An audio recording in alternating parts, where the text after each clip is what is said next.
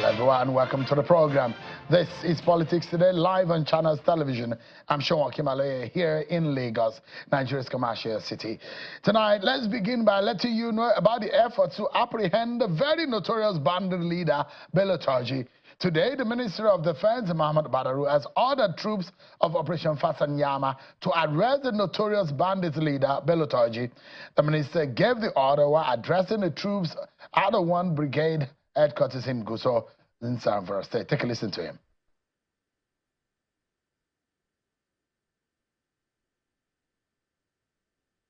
Federal government is really committed. President asked me to come and see what is going on because he's so concerned with the security situation in the Northwest, especially Zamfara.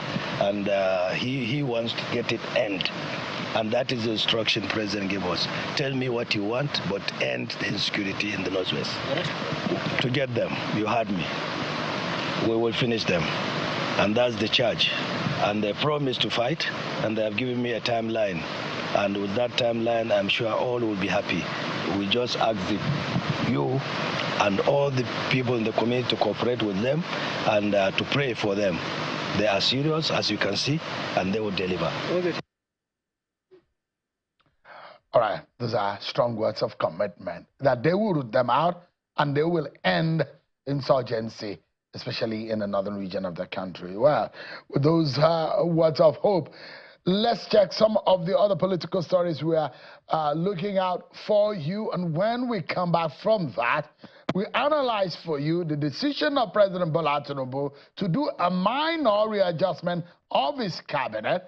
And of course, we go into the details of the politics of those who are left out, those who are being brought in, and all what exactly are the effects of these on governance in Nigeria. On one hand, I'll be speaking with the former minister, and the other end of the program, I will be speaking with the former deputy governor of the central bank, who has now been recognized on the African continent, is now the inaugural president of the African School of Governance. Stick around with me. It's going to be some very interesting conversation. But let's check out some of the political roundup stories.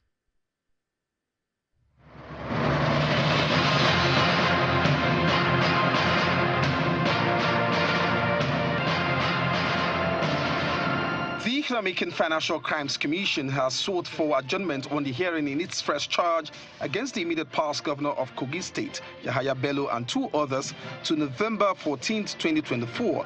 At the resumed hearing, counsel to the commission, Mr. Rotimi Oyedepo, says the court issued a public summons against the former governor, directing that the same be published and that the charge be pasted. Mr. Joseph Daudu, senior advocate of Nigeria, who appeared for the second defendant, however, objected to this. He said that the matter was for arraignment and that they were ready, noting that the defendants were all independent and should be treated as such. The FCC's counsel, Oyedepo, however, said that the application for the bail could not be taken as the charge was a joint charge. Justice Mariam Aneni subsequently adjourned to 14th and 20th November for response of the first defendant to summons and/or arraignment. The governor of Ondo State, Mr. Lucky Ayedatiwa, has expressed confidence in winning the November 2024 governorship election in the state. Governor Ayedatiwa stated this during the campaign tour of Ifedore local government area of the state. He commended the people of Ifedore for their overwhelming support for the APC and urged them to vote for the party in the November 16th governorship election. And I'm so sure that come November 16, 2024, they will translate this support, this great turnout today, into vote that will make us to have victory during that election. Meanwhile, the governor of Oyo State has expressed confidence that the People's Democratic Party will emerge winner in the November 16 governorship election in Ondo State. Governor Makinde, while addressing journalists at a PDP rally in Ikare, Akoko, says the PDP had learned from the recent Edo governorship election and is working on having a better performance in Ondo. He notes that the people of Ondo State are resolute and are going to vote massively for the PDP in Ondo governorship election. On November 16, write it down. PDP will prevail, and Agbolaja will be declared as the governor-elect. The People's Democratic Party coalition of critical youth stakeholders in the Northeast has drummed support for the leadership of Ilea Demagong leadership in uniting the party at both the national and state levels. The chairman of the coalition, Mr. Lawan Monkaila, while addressing journalists in Damaturu, the state capital of Adamawa State, urged members of the party that are opposing his leadership to set aside their differences for the sake of the party. An election monitoring group, Yaga Africa, is calling for the establishment of a new national body specifically tasked with conducting local government elections in Nigeria, as this will further enhance full participation of different political parties in local government elections. Speaking at a roundtable discussion on the local government election in Abuja, the executive director of Yaga, Mr. Samson Itodo, says local government elections are essentially for enhancing democracy and decentralizing power. He appealed to the state assemblies to come up with a legal framework that would guide the conduct of elections in their states, adding that the state electoral laws should be harmonized with the provisions of the 2022 Electoral Act. A civil society organization under the aegis of the National Youth Alliance is asking President Bola Tinubu to stop the influential persons from using security agencies to intimidate, harass, and detain human rights activists in the country. At a press conference in Abuja, National President Mr. Aliyu bin Abbas condemned the spate of attacks on protesters and rights activists in some states and the unlawful detention by the authorities. He also called for the release of those arrested during the last protest. Some of these cases of unnecessary arrest of young people, it should stop. Because truly, the real criminals who should be arrested are those stealing our money.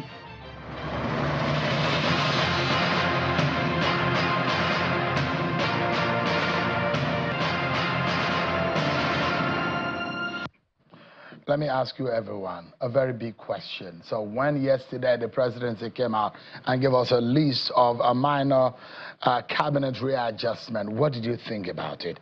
Was it what you expected? Were those new names, did they meet your expectation?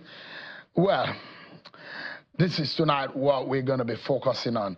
And let me begin tonight by looking at what happened. Yesterday, the president came out to make public the intention of President Bola Tinubu to review the formation of his team, or the reformation of his team, as he announced some minor readjustment. Today, the Senate says it has received a request from President Bola Tinubu for the confirmation of the appointment of 7 ministerial nominees announced yesterday. President Tinubu's request seeking expeditious consideration of the request was contained in a letter addressed to the Senate. The President of the Senate, Godswill Akpabio, read it at the commencement of plenary. President Tinubu has asked the Senate to consider and confirm the 7 nominees for appointment as ministers. In compliance with the provisions of Section 147, subsection 2 of the Constitution of the Federal Republic of Nigeria 1999 as amended, I am pleased to forward to the Senate the underlisted 7 nominees for confirmation as ministers of the Federal Republic of Nigeria. They are Dr. Nentawe Jilwada, Muhammadu Maigari Dingyadi, Bianca Odinaka Odumegu Ojukwu, Right Honorable Yusuf Abdullahi Atta, Idi Mokhtar Mahai, Dr. Jumoke Oduwale, Suwaba Said Ahmad, PhD.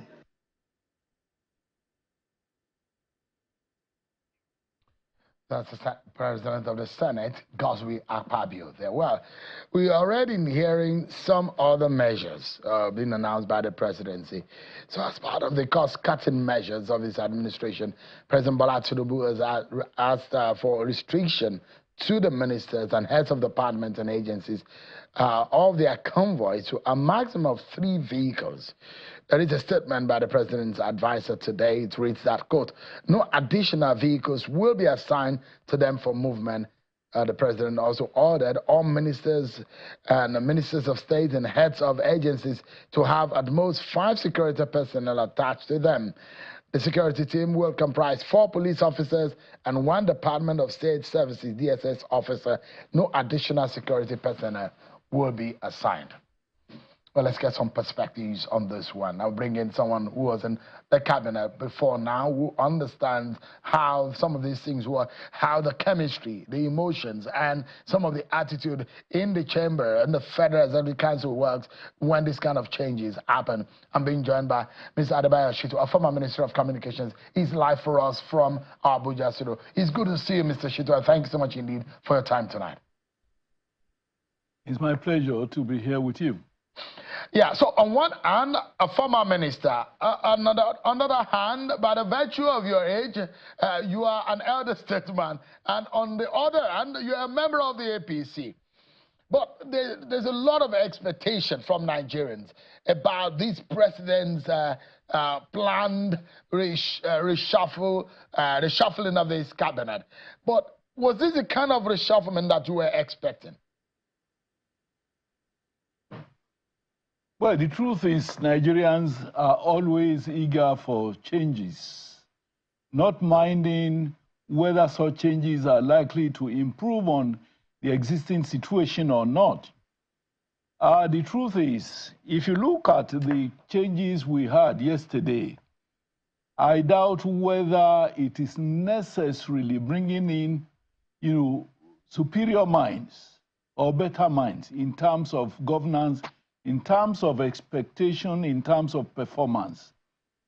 The unfortunate thing in our country is that when ministers are appointed, almost, as soon as they are, sworn in within the next 2-3 days, they assume their offices without going through any form of tutelage, without going through any form of reorientation, without being presented with what I call the syllabus of the jobs or responsibilities that they are supposed to, undertake. So it is more often than not a trial and error thing. So as far as I'm concerned, I'm not really excited. It's just a case of, some Nigerians are being asked to, move on. Some other Nigerians are being brought in, which does not necessarily mean that those who have been so shoved aside are inferior to those new people being brought. So I think one thing that government must start to think of and must start to do is that when people are appointed to such important positions, they should have, they should have bylines, they should have contents of the assignment that they are being given.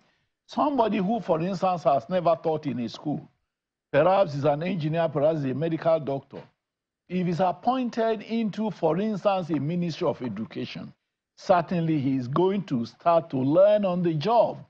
Well, if he's sufficiently intelligent, he perhaps may be able to learn very fast.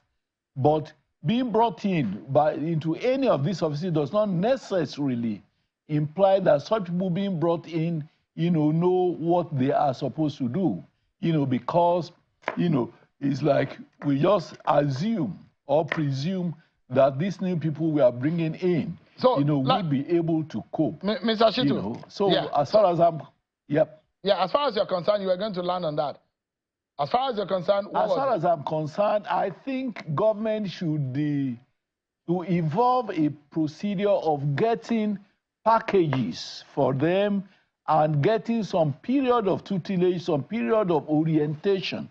Not orientation necessarily on morality, don't you are supposed to assume office, you don't do this, you don't do, no. The core assignment that they are going to be undertaking in the respective ministries, they are supposed to have, write-ups on it, they are supposed to have some tutelage, some training, which would, orientate them sufficiently, so that it won't just be,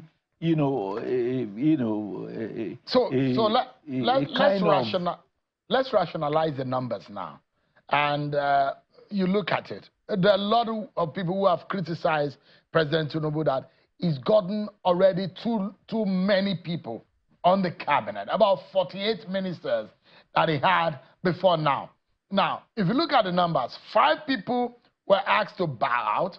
7 new people were asked to come in. So invariably, we're having more ministers. When people say we've had too many compared to last administration, does that look like a government that wanted to cut cost of governance? When people are complaining that there are too many, yet you are adding more to it. There's no point, saving a kobo. In the process, you lose, so much naira. Nigeria is made up of 200 million people. Ministers appointed are supposed to come and serve these 200 million people. And you would agree with me that the content of governance is ever expanding. Government is thinking ahead to bring in new, ministries, new, subject matters, and so on. So for me, a situation where we do penny wise pound foolish, at the end of the day will be counterproductive. So as far as I'm concerned, having 50 ministers, is not too many for, this country. I agree that it may be possible. For instance, we have in these recent, postings, we have people who had been substantive ministers in, particular ministries who had now, been transformed from being substantive ministers in specific areas to ministers of state in areas that they are completely alien or strange to them. So what is important? It is always important when you have ministers, substantive ministers or ministers, full ministers, to have people who could also assist. Take, for instance, if you take the Ministry of Agric, it's one of the largest ministry we have. The agencies under the Federal Ministry of Agric and the agencies under the Ministry of Education are certainly more than 50 in each case. So if you have 50 agencies under a ministry, you expect one person, to be able to adequately take care of the core content of the ministry itself, and also to be able to take care in a supervisory role of the more than 50, agencies under them. That will certainly be too unwieldy. And that is why in some respects, in some countries, you have a separate ministry of primary education, you also have Ministry of Higher Education, and so on and so forth. There's need for us to be realistic, to look for people who can adequately take care of these ministries, both the real content of the ministries and also the agencies under them. So to the best of my knowledge, having 50 ministers is not too many for a huge country like Nigeria with the enormous, responsibilities that many of these ministries, have to undertake. But there are those who will also say that perhaps disagree with you. Look at how many secretary of the parliament in the United States. Look at how many people make up the cabinet with the prime minister in the United Kingdom. Look at France. Nigeria looks like a country that needs more money to be saved rather than duplicate agencies. And you look at it in any case, there are those who ask you, what is the meaning of some ministries? What do they stand for? Why are they standing alone? And the fact remains that we've run these ministries and this aspect of our lives with much lesser people in the cabinet. And there are those who will say, Mr. Shitu, there you go. You may not be right in that sense. Well, nobody is an island of wisdom. So I welcome whoever, feels that my ideas, may not be acceptable to them. But the truth of it, which we must understand and accept, is that Nigeria is not America. Nigeria is not the UK, it's not France. We have our own peculiarities, and we must try to do the best. The stage where the United States of America has gotten to in terms of development, we perhaps will need another 20, 30 years of very hard work, very hard thinking, and, consistent, supervision, to get things done. What is important to my mind is not about the, kobo or few naira that we will save by limiting the number of ministries. What's important, like I said earlier, is for us, when people are brought in, if it is even possible, interviews will be conducted, for people who are to be appointed as ministers. It's not, more often than not, it's not everybody who is appointed as a minister that fits into the bill. You agree with me that because of the Niger factor, if I may use that term, a lot of political decisions, a lot of decisions are, have, political coloration than, meritocracy, in determining, who becomes a minister. I would rather prefer that people are taken through a screening process to know their suitability. I'm even happy that for the first time, in the selection process of ministers, particular ministries have been assigned to prospective ministers. I believe this thing would allow the Senate, which will be screening them, to really do, a more insightful screening for those. For instance, if you say that you are appointing or you are nominating somebody for a Ministry of Works, it makes a lot of sense if you are able to ensure that those who are appointed to Ministry of Works or to the Ministry of, Agric or whatever, have some, training, some understanding of the respective subject matters of the ministry they are supposed to be posted to. Of course, I know that the ministerial jobs are responsibilities, much more in the area of administration. But all the same, for instance, I make bold to say, today we have an engineer as Minister of Works in Nigeria. Any keen watcher of events in the Ministry of Works would agree that the fact that the occupant of that position is a civil engineer, is impacting very positively on the assignment. If, for instance, I, as a lawyer who has never, had any training or any understanding of engineering, if I'm to be posted to, Works Ministry, of course, it will take a lot of time to learn, and Nigeria, certainly we don't have too much time in such learning processes. Mr. So Shitu, I, think that the Senate must do much more work now that they have an inkling of the ministries that these nominees are to be posted to. They should interview them properly and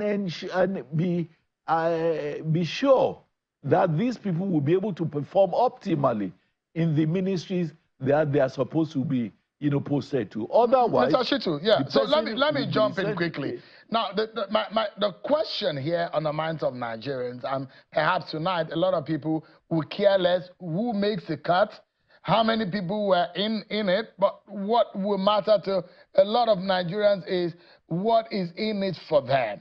The governance quality, the performance of some of these people in the bigger picture of things is whether your political party, the APC, is delivering on the promises, the very robust and very qualitative cabinet or team that your party said it was going to bring together. Is this the best your party could bring to bear? Are you proud of this crop of people that your party has put forward to help President Bola Tinubu with his renewed agenda? Yes. Look, it will be wrong for me to presume the negativity on the part of any nominee. And that is why I'm suggesting, notwithstanding which party is appointing nominees, there should be proper processes of screening, and there should be some orientation. No, Minister. Before people are Minister Shitu, the question I'm asking is, are you proud as an APC member that in this age and time, with the present reality of our country, with the economic and social issues in our country, is this the best kind of team? If you were in the private sector and you had to put together a team to deliver with the kind of situation we are in today as a country, is it the best that you will put together? It will be wrong of me to prejudge. Of the 7 No, this is not a prejudgment. Apologies, this is not a prejudgment. We already, you're just adding 7 to it. You're just adding 7 to it. You remove 5. The question is that, are they delivering with the time that we have on our hands? Nigerians don't have the time. There's going to be another election. Their lives, days are going by every day. The lives of people are on the line here. And this is the crop of people that Nigerians deserve. I am not one to be judgmental. I'm not one to be judgmental on those I perhaps have never known. For instance, in the new 7-member, cabinet, I know that Jumoke, Dr. Jumoke, had worked under Buhari's administration, and she performed very excellently in the area of trade and investment and commerce and all of that. And I'm proud that she's one person I can vouch for, that she would deliver very excellently. All the other 6, I don't know any of them. And since I don't know any of them, it would be wrong of me to presume that, to presume negativity on their part. So it is Mr. President. Sorry, sir. Apologies to butt in again. Bring about these things. When Obasanjo was putting up his team, there are those who far and wide will say, look, he's got a knack for the kind of people that can get the job done. And so when the team is being put together, the same way a lot of people talked about Bola Tinubu when he was governor of Lagos, there are those who applauded and said, look, this guy has got eyes for the kind of quality. And you can mention names. Lai Mohammed, Babatunde Raji Fashola, Akinwumi Ambode, and the whole list of people who worked with Bola Tinubu when he was governor of Lagos.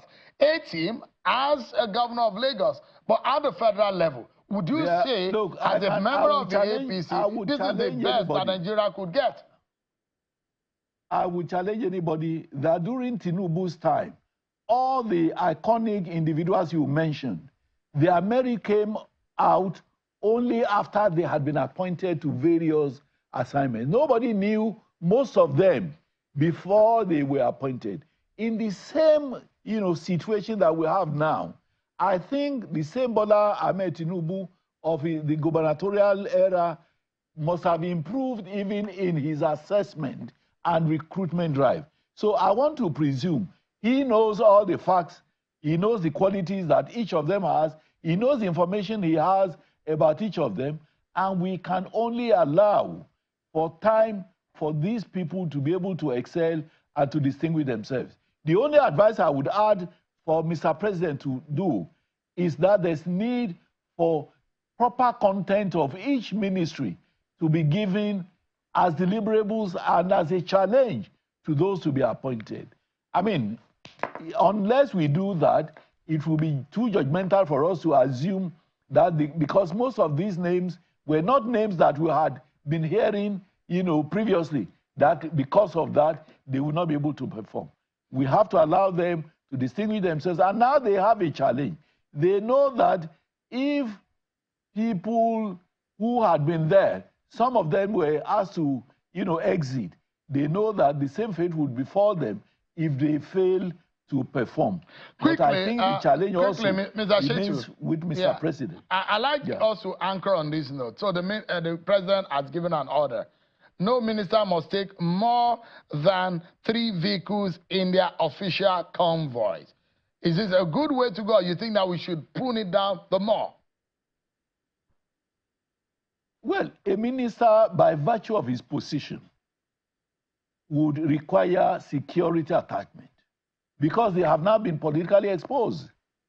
And you don't want, because somebody has been appointed a minister, so you leave them to, the evil members of society. So I think it is not true. Number one, every minister going on assignments must have an extra vehicle. In case the main vehicle breaks down, there must be another one to, get him out of dangerous way. And of course, a minister would necessarily have, security people, around him. So I think 3 is not, too small a number, and it's not too much. So I support Mr. President in limiting, convoys of ministers to only 3. On a final note, Mr. Shitu, there are those who have said, come 2027, when your party will be asking for vote again, the morning will determine how the evening will look. Do you think if your party went to the ballot today, that Nigerians will look in the way of your party based on the performance of every cabinet member that we have today? You see, interestingly, I think you ought to know that the term of every president is 4 years. It's not 1.5 years, and it's not 2 years. And I believe there's a lot of work in progress which have been, started, and I trust that in another 1 year, Nigerians will start to see the goodness in the current government's efforts. You will recall that the part of the causes of the problem we are in today is the negligences of the past. Over the years, we had the past which you belong to, Minister Shitu, you were part of that past in the Buhari regime. Is that what you are referring to? The negligence of the government you worked for, isn't it? Even beyond the Buhari administration, we had been living on loans and loans and loans, borrowings and all of that. And when Tinubu came, he just decided that we have had enough of living on borrowed times. We have had enough of postponing the evil day. We must, for once, cut down on unproductive borrowings and ensure that we live within our means. All right. Of course, part of the things that Minister, Nigeria we are totally out of time. Yeah. Thank you so much. Unfortunate. I hope next time you allow for more time, because there are so many issues that we need to bring, to the attention of Nigerians. I do agree. So, but I must sincerely for instance, thank you. You would, for instance, want to ask, how do we get out of this borrowing situation every now and then? Nigeria has been very unproductive. Yeah. We hardly have much to sell to get dollars, foreign exchange. All right. In such but situation, Minister, we will continue. Yeah, we'll have those kind of conversation, but thank you so much. It's always a pleasure having a benefit of your experience, your knowledge, serving in the federal cabinet and sharing what it looks like when this kind of situation happens. Thank you so much indeed, Honorable Adebayo Shitu, a former Minister of Communications under the Buhari tenure. Thank you so much indeed for your time tonight.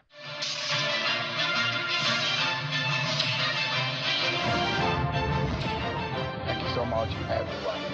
I'm very sure some people will remember this popular saying that Africa's story has been written by others. We need to own our problems and solutions and write our story. But one of our own, a former deputy governor of the Central Bank of Nigeria, Professor Kingsley Moghalu, has been appointed the inaugural president of the newly established African School of Governance, which will set aside to transform the continent's leadership landscape by meeting the diverse needs of leaders across Africa. The African School of Governance Foundation announced the establishment of the ASG Graduate Institution with headquarters in Kigali, the Rwandan capital. The institution is purposely designed to offer world-class public policy, education, research, and engagement programs. And according to a statement released by Mr. John Paul, this initiative was unveiled in Kigali just about 2 days ago at an event that brought together prominent African leaders. And that school is aimed to address the continent's pressing governance challenges by equipping emerging leaders with the mindset, skills, and knowledge required for effective leadership in Africa's future. Well, when you talk about the African continent, Nigeria stands tall, not only in terms of population, but in terms of the potentials and also the leadership that individuals play, such as Professor Kingsley Moghalu, who is live for us, the inaugural president of the Africa School of Governance. It's a pleasure having you on the program tonight. Thank you so much, and congratulations on your appointment. Thank you. Thank you, Cheryl. Nice to be with you again. Thank you so much indeed. We've heard about Harvard School of Governance. We've heard about different schools of governance across Europe. But this one specifically targeted to improve governance and leadership in Africa. The likes of the president of Rwanda, Paul Kagame, Ethiopia's former prime minister, Ale Mariam Desalegn, those who came together in the formation or putting together this school. But before we get into it, do you agree with those who say leadership deficit or bad leadership has been the problem of Nigeria or some African nation? Thank you. I think it's not just a matter of agreement. It is a fact that there is a strong leadership deficit in the African continent. And going beyond that, in fact, the major problem African countries have and why they are lagging behind the rest of the world is not that they don't have enough money. It's not about debt relief. It's not about borrowing. The reason all these other problems exist, including insecurity, is because there is a deficit of leadership and governance. And so leadership and the governance that flows from it is the foundation for Africa's renaissance and for its future possibilities. And that is where we need to begin to look to. And that is why this initiative of the African School of Governance, which is a world-class university of public policy and governance at the graduate level, has been established. And I'm very honored to have been chosen as the inaugural president of the ASG. For those who have traveled around the African continent, indeed will agree that Africa is rising. Visit some new cities in Africa, and you might be proud. You will almost mistake some cities in Africa with cities like DC, Washington, DC, or mistake with Paris and stuff. I mean, Johannesburg, for example. Go to Kigali, and you will almost mistake them, some part of those cities, with some of the very developed cities in the world. And those who believe that, yes, there is a huge corruption in leadership of those who govern Africa. Sit tight concept of governance in Africa. But it looks like things are changing. What do you think prompted this thinking to put together Africa School of Governance, which in any case is a graduate institution? Well, the thinking behind the African School of Governance, the ASG, is that it's not, some countries in Africa are doing relatively well, but there are still too many countries on the continent where there is still too much poverty among their citizens. And that's the ultimate measure. It's about the welfare of the citizens, And when you look at that, then you look at the productivity of Africa's economies in various countries, you find that it's still very weak. Many of the African countries are still very natural resource dependent, and this creates a lot of economic problems for them. And many African countries have very weak public administration systems, and so they're not able to administer taxation very effectively. They're not able to render social services very effectively. They're not always able to secure their borders. And these are the real indices of development. And even though several countries have made progress, there are still too many who are far behind. And that's what led these leaders, President Kagame of Rwanda and Haile Mariam Desalegn, former Prime Minister of Ethiopia, to come together and in collaboration with a number of other African leaders, philanthropists, and academics, they felt that there needed to be a dedicated university that will train a new generation of African leaders with the mindsets, I want to emphasize mindsets, with the mindsets, with the skills, and with the knowledge to be able to tackle Africa's problems in the 21st century. So, that's what's behind the ASG. There are a number of other schools of public policy in the continent, but what sets the ASG apart is our focus on mindset. Because as a man or a woman thinketh, so is he or she. There are many people in Africa who are very well educated. There are many people who have skills, but there is a certain cultural problem in the political and leadership and governance firmament of the continent that is preventing a real transformation. So when you say Africa is rising, it's actually a debatable statement. Africa is emerging. But a rise, in my own estimation, is what we have seen in Asia, what has happened in Malaysia, what is happening in Vietnam, what has happened in China, what happened in South Korea. So we should not suffer, from the affliction of the worship of the God of small things, where if you put a borehole, people will say, oh, this is great progress. A government is supposed to provide potable running water to all its citizens. So, I will accept that we're emerging, but to say that Africa is rising, you have to look at other parts of the world and compare whether we are truly rising in terms of economic strength, in terms of, bringing down poverty and wealth creation on the continent. So these are the issues that the African School of Governance, the ASG, is going to address. The mindset is important, and that's what's missing mainly, because values are what define every society. If a society creates a situation where its culture is the worship of material things or wealth, regardless of how it was acquired, you're going to see corruption at the top of that society rather than at the periphery. There's corruption everywhere, but in some countries, culture eats strategy for breakfast, because the cultural sense, the cultural dynamics, the value systems are broken. This is very important because we want ASG to bring up, purpose-driven leaders who have a passion that service is much more about than beyond themselves as individuals. Why do people want to get into government? What happens when people get into government? I saw your previous discussion, and you were talking a lot about the waste in government and things like that. So these cultures need to be tackled before we can actually begin to make progress. And then we need to be able to understand what are the core problems we have. You can do anything in the economy, but if you don't have electricity, it's going to be very difficult for you to achieve an economic rise through productivity. So being able to identify the real problems and to prioritize them, because you can't solve every problem within a 4-year term. Maybe you must take one or two that are really, really critical and deliver the results, and somebody else will come and deliver other results. So that's what we're trying to do in ASG.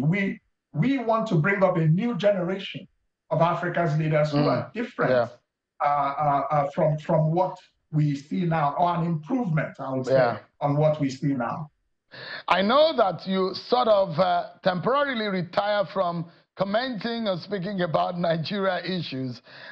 You've tried your best. A lot of people will say, Professor Kingsley Mohalo, but I do like to remind you that you are our pride from the from Nigeria to the rest of Africa, and we donate you cheerfully to the rest of Africa to live in that sense. And congratulations once again. But don't turn your back on us, because people like you, your knowledge is required for our nation to move forward. But I'd like to drive down on a particular point which might need your intervention in terms of your knowledge base, whether working in Nigeria in the central bank or working outside of Nigeria in some other institution. And this has to do with the BRICS nations and the what we see as the alignment of listing of Nigeria into that bloc. And that those who will be asking, for example, the philosophy of the ASG, is it going to be asking the Africans to have a mentality to stand on their own, or what exactly, or to align with the West, or align with the East, or what exactly is the philosophy that you think, in line with what we're seeing with BRICS, the plan, the summit in Russia, and some of the conversation going on globally on the global economy? That's a very good question, Sharon, because as I was saying, this is what sets ASG apart, the question of the mindsets. So ASG is going to provide world-class education in public policy and governance that is context-specific. We're going to be looking at the realities of the African environment, not just theories, about what should work elsewhere or what has worked elsewhere. So we believe that Africans should address African problems and make the best use of Africa's cultural context. Africa is the home of innovation, and we should be able to bring that innovation now systematically into the process of governance in many African countries. So we're going to have, for example, a center, a research center for homegrown innovations in governance across Africa. We will have a center for African history and leadership. We will have a center for trade and regional information integration. We will have a center for technology in governance. So our philosophy is that we are going to be world-class, but from an African standpoint. We want the African narrative that is genuine and original, because that's how everybody else has developed. They've developed on the basis of their own cultures and of their own contexts. And you see it in China, you see it in most of Asia, and you see it in the West. So Africa has to have its own worldview. And I made this argument in my book 10 years ago, Emerging Africa, how the global economy's last frontier can prosper and matter. We cannot prosper except we are determined on our own terms and looking at ourselves and holding ourselves accountable for our progress. We cannot rely on loans from outside Africa or aid from outside Africa. 50, 60 years of all that, and where are we today? So Professor Malu, are you saying that Nigeria, for example, as a leading nation, but there are those who argue that economically we are fourth on the continent in terms of the GDP, but then are you, with the benefit of your knowledge, would you say that our reliance or the manner in which we listen to the Bretton Woods institution should be reduced, or we should just ignore them? What kind of attitude do you think we should give to these Bretton Woods institutions? Have they benefited us in any ways? You cannot ignore global international institutions of economic governance that you are a member of. But if you have to recognize that you were absent at the creation of these institutions, which were created after the Second World War, and many African countries were not there, you have to then question, for what was this purpose, was this institution created with you in mind as a decision maker, or are you there as a joiner? So African countries need to have their own strategy in approaching international institutions such as the IMF and the World Bank Group and the World Trade Organization. So I'm not saying we should ignore these organizations. We should do what China did. China did not join the World Trade Organization for 15 years after it was established. They looked inward into their own country, preparing all their industries, educating their people, looking for the loopholes. And when they joined WTO, within a short time, they became the world's greatest trading nation. This is the kind of worldview and strategy that we want African countries, and that is what we'll be teaching at the ASG. So that we are not just, passengers on the bus of globalization. At the very least, conductors. So if you look at a brief of economic history in Nigeria, in about the Second Republic or so, you had the emergence of individuals which education was not so much, but then they did a lot. We had local business entrepreneurs in Nigeria, the Odutola brothers, the Odumegu Ojukwu, the Dantata in the north, and we had regional entrepreneurs who were doing very much well. But it came when we saw oil money, the rent concept of economy just took over. And the government, the Civil War did a lot of battering to our mentality, and things were decimated. Government took over. But again, privatization came. Thank God that those ideas brought the likes of a new businessmen and billionaires in Nigeria, the Dangotes, the Elumelus, the John Momos, who went into the private sector, in the media, for example, in the telecommunications. 2 years after MTN and Econet came, we saw Globacom, and the rest is history today. What kind of attitude should we be having if we want to own our own And I quoted Paul Kagame earlier that we need to start writing our stories as Africans or as Nigerians. What is the best way out of our quagmire?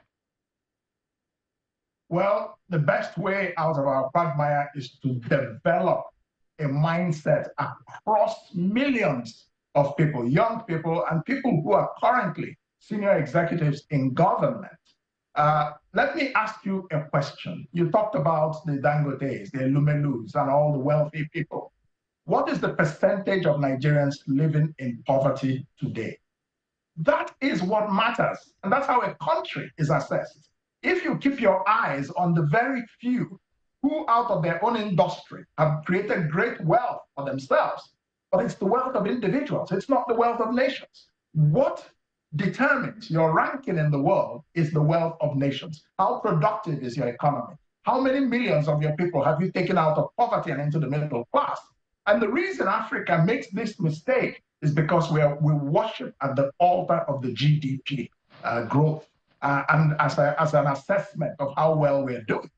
What we should be looking at first of all is how many millions of people have potable drinking water, how many millions of people have health insurance and access to healthcare, how many millions of people have education that is functional and skills-based.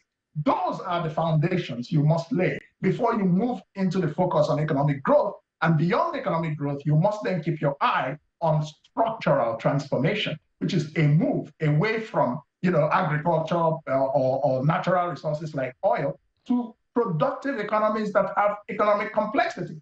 So the problem Nigeria is having, and many African countries are having it, is that they are missing something. I keep talking about it. Nationhood is very important. Development begins in the mind.